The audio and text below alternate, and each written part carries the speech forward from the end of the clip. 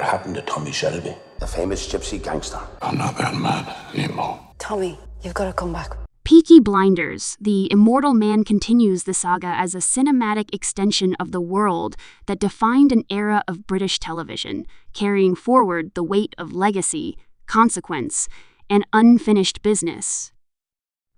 Set after the closing moments of the series, the story moves with a sense of inevitability, as if history itself is pulling the remaining characters toward one final reckoning. The film embraces the idea that empires do not simply end, they mutate, endure, and haunt those who built them.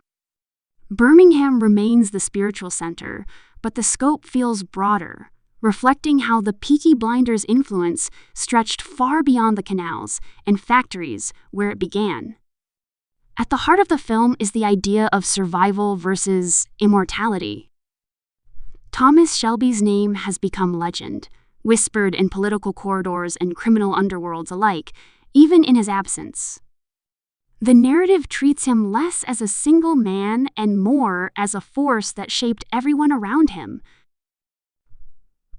Whether alive or dead, Thomas Shelby looms over the story, and the film explores what it means to live in the shadow of someone whose ambition changed the rules forever.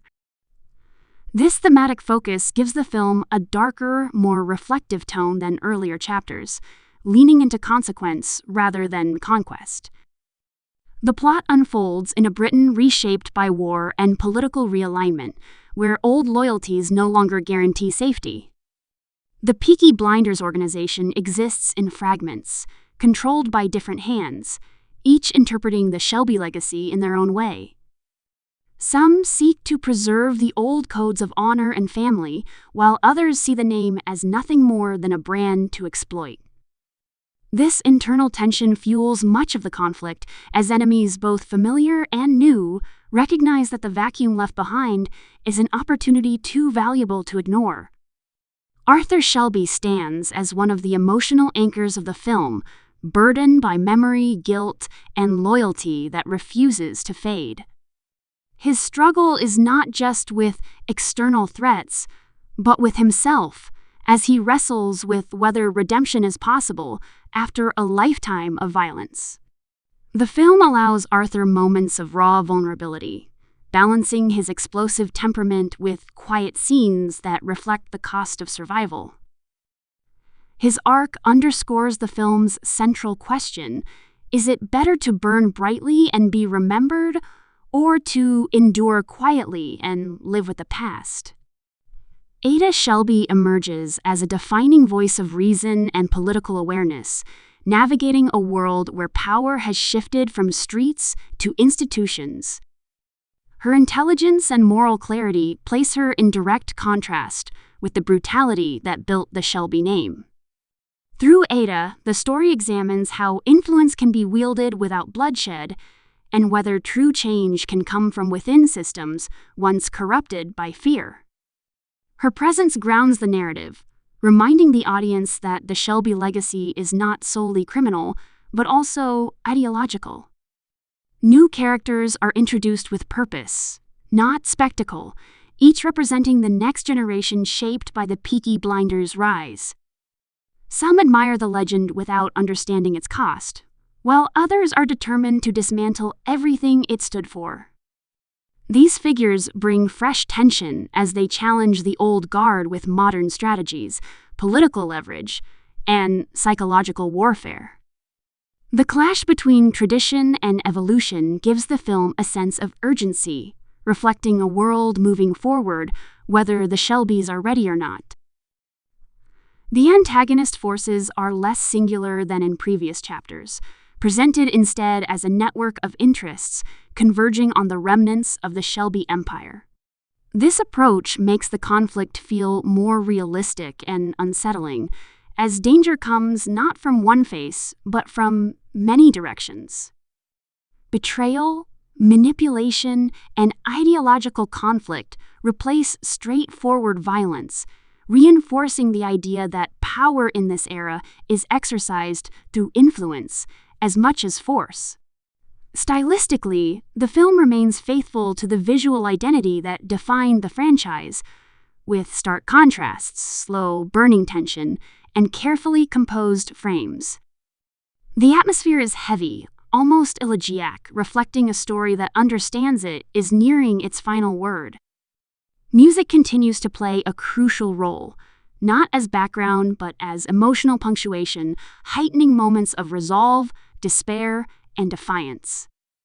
Every stylistic choice serves the narrative's sense of finality without feeling indulgent. The pacing allows the story to breathe, giving space to character-driven moments that carry as much weight as confrontations. Silence is used deliberately, often more powerful than dialogue, allowing the audience to sit with the consequences of decisions made long ago.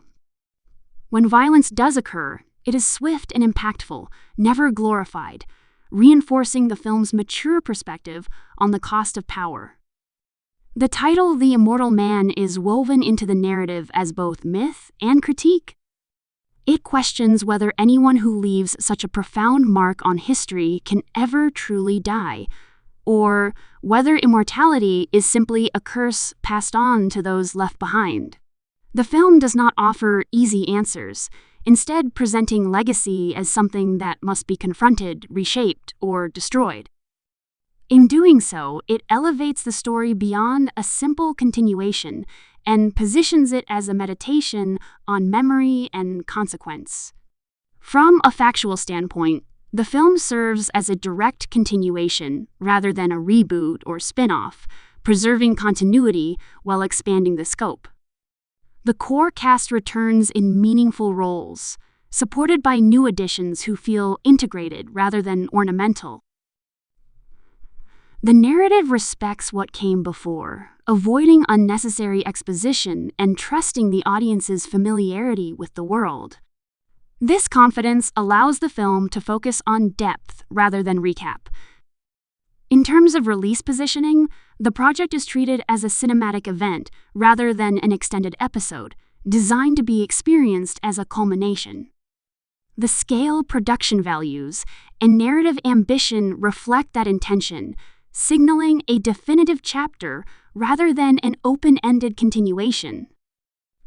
This approach aligns with the story's themes of closure and reckoning, reinforcing the sense that this is not merely another chapter, but the final shaping of the Peaky Blinders legacy. Information surrounding the trailer emphasizes mood over plot, offering glimpses of returning faces, new power players, and a Britain on the edge of transformation. Rather than revealing key story points, the footage leans into atmosphere, tension, and symbolism, inviting speculation while preserving mystery. The choice to focus on tone rather than exposition mirrors the film's confidence in its audience and its characters. As the story progresses, alliances are tested, secrets surface, and long-buried truths come to light.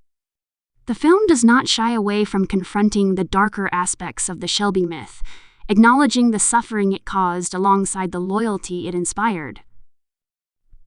This balance prevents the narrative from becoming nostalgic or self-congratulatory, instead framing the past as something to be understood, rather than celebrated. The final movement of the film is marked by inevitability, where choices converge and consequences can no longer be avoided. The resolution is firm, without being simplistic, offering emotional closure while leaving room for interpretation. Rather than tying every thread neatly, the ending respects the complexity of its characters and the world they inhabit, allowing the legacy to feel authentic rather than manufactured. Ultimately, Peaky Blinders, The Immortal Man stands as a reflective, character-driven conclusion that honors the series' identity while evolving its themes. It recognizes that the true power of the story lies not in violence or spectacle, but in the human cost of ambition and the stories we leave behind. By focusing on legacy, memory, and consequence, the film transforms the Peaky Blinders from a gang into a modern myth, one that endures not because it refuses to end, but because it dares to confront what it has become.